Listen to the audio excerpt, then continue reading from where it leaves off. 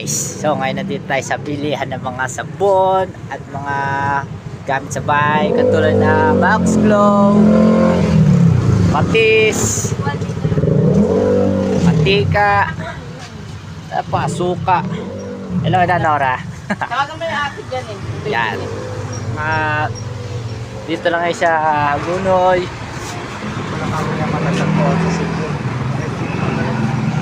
Okay. Dito kami sa, ito nga po pala ang pangalan yan, Simbyon. Nice. Meron din pagawa ng motor diyan.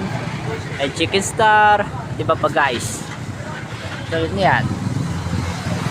Ito lang po yung sa Hagunoy, Bulacan, no? Yan o, Max Glow. Ito yan guys. Mamaya uli. Bye!